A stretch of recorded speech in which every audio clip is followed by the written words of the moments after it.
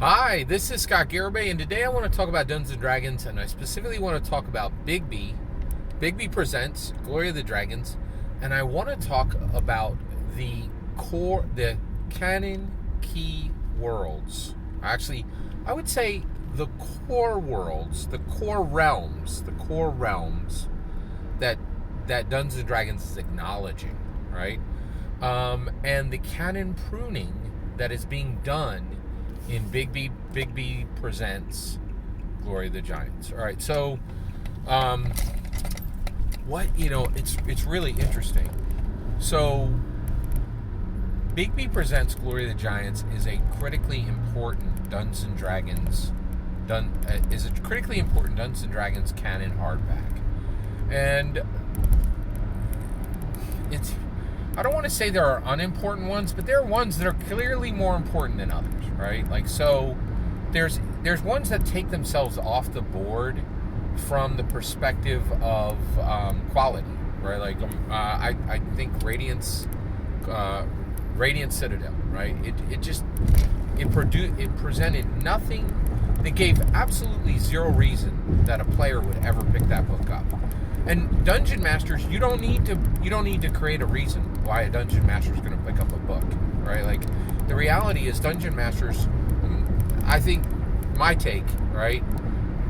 I think we've reached a point where most Dungeon Masters buy every single D&D canon hardback that exists, like for the current edition. I think that we've reached a point where serious Dungeon Master, and I'm definitely there. In fact, I've gone beyond buying every D&D core canon hardback. I've reached a point where I have to have every D&D canon hardback in physical and digital format, right? Like that, I don't even think I own a book until I have it as both, right? So that's a very serious, distinct change, right? So, so you have a book like Radiant Citadel. The other one is Keys from the Golden Vault, right? Great book, lots of short little, drop-in adventures. Great book, but not critical in the history of Dungeons and Dragons, right? Dragonlance Shadow of the Dragon Queen, absolutely phenomenally important in the history of Dungeons and Dragons. And one of the reasons why is almost a declaration by Hasbro that they're going back and they're getting every D&D setting that matters, right? And I think within the next few years, they're going to go back and establish every real D&D setting they want, right?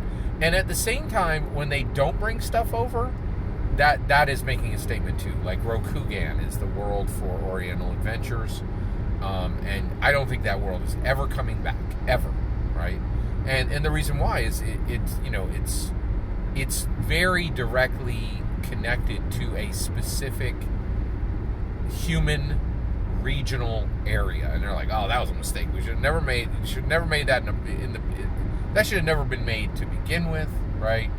Every single setting should be equally accessible by all areas, right? Like, and so I don't think they're ever going to go back and do that, right? But Bigby's Presents is really important from this perspective of it is really what it's doing is it's establishing that giants are this is incredible.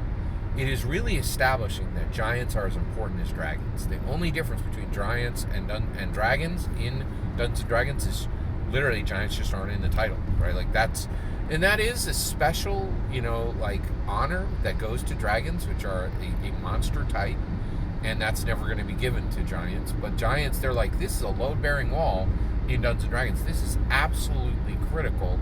This is important, right? Like, and it's really astounding, right? Like, it's truly incredible, right? I'm literally quite astounded by the importance of this book, saying giants are extremely important, and also establishing the idea that at any time they can go into the monster manual and make an entire monster manual out of one type of monster. And they may go through and do that for everything, like aberrants.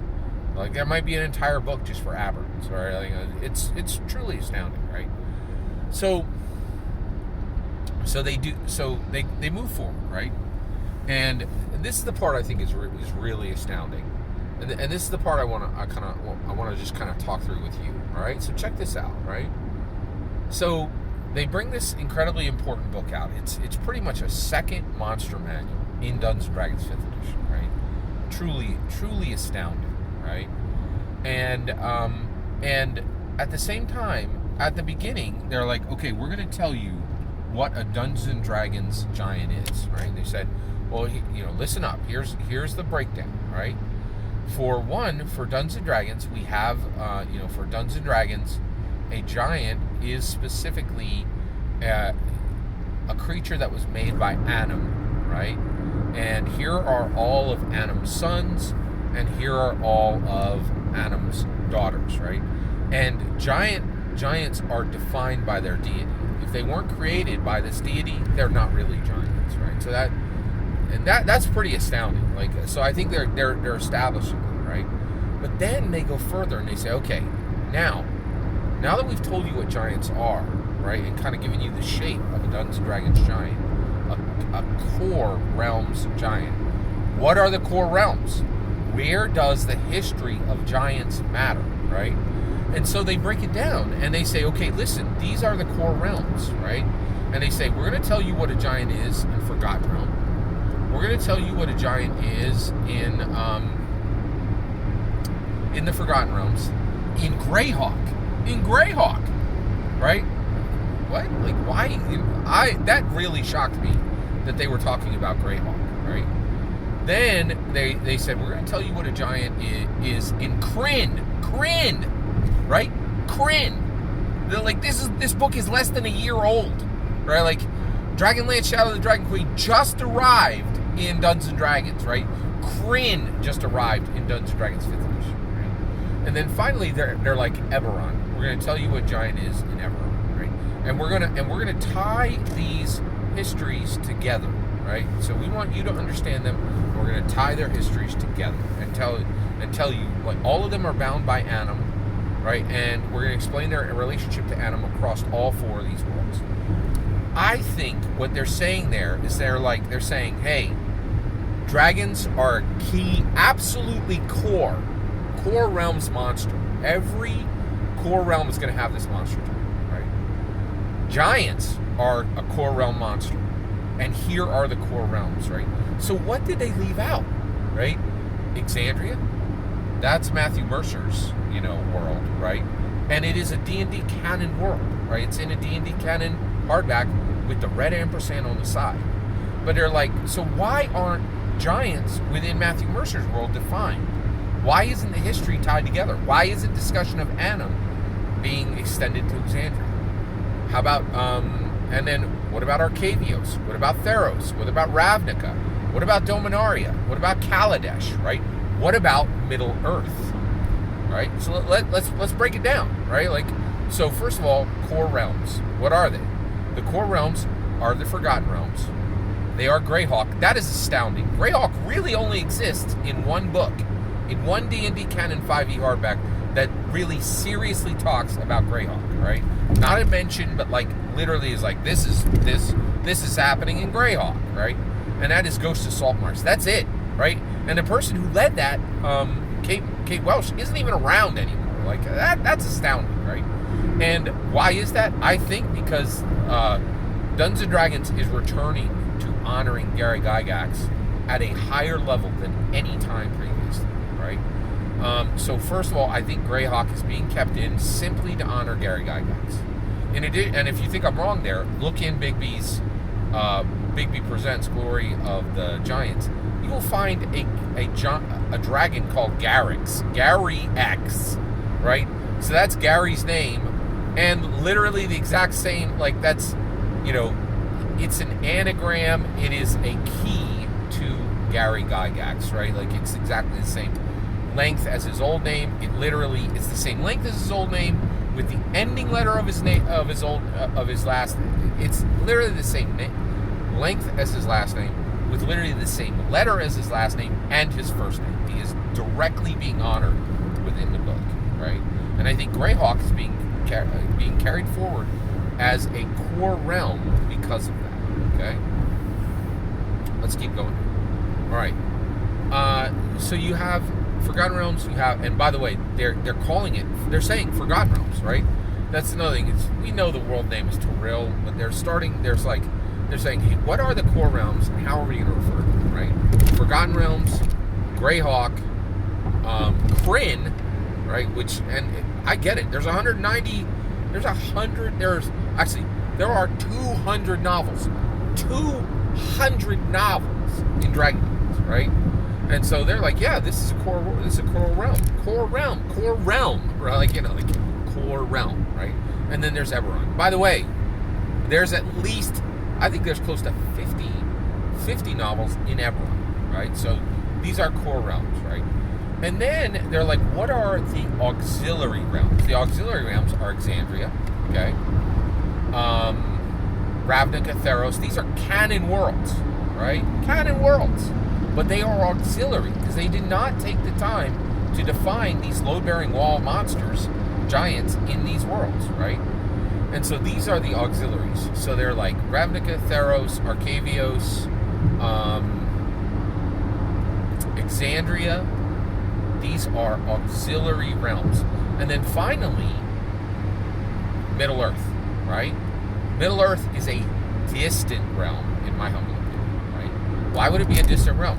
Well, it's a hippity-hop, hippity-skippity-scop, scoop-dop jump for any Dungeons & Dragons character to arrive in the Middle-earth. Why? Because of the brand new Magic the Gathering, Lord of the Rings, Tales of Middle-earth set, right? So there are canon worlds in Magic the Gathering, right? Arcavios, Ravnica, Theros, Kaladesh, Dominaria. The list goes on and on and on. Canon worlds, right? Middle-earth is not yet a canon world, but it has been placed within Magic the Gathering, right? Arcavios is specifically designed, right, to get planeswalkers and wizards and any other characters who want to be. And Spelljammer is specifically designed to get Dungeons & Dragons characters to be able to read. Oh, and Radiant Citadel, right? All of these have magical items, magical systems that are specifically designed to allow these worlds for player characters in Dungeons & Dragons characters to reach beyond those worlds and go from core realm, right, to certainly auxiliary realm, and in my humble opinion, distant realm, right? So I think that's what you're really seeing. Is you're seeing canon pruning, right? Snip, snip, right? Just making it clean, just like a bonsai tree, right? Like just connecting everything together, making sure that everybody knows where everything is. It is truly astounding. And so I really think if you look carefully at Bigby Presents, you are looking at an extremely careful management of Dungeons & Dragons canon, right? Cleaning up, tucking this in, like making this a little bit neater, right? I think it's truly incredible. Every single word of that is my humble opinion. What's important is when I get to hear your humble opinion, when you get in the comments and send your traffic. Please consider subscribing. Have a wonderful millennium.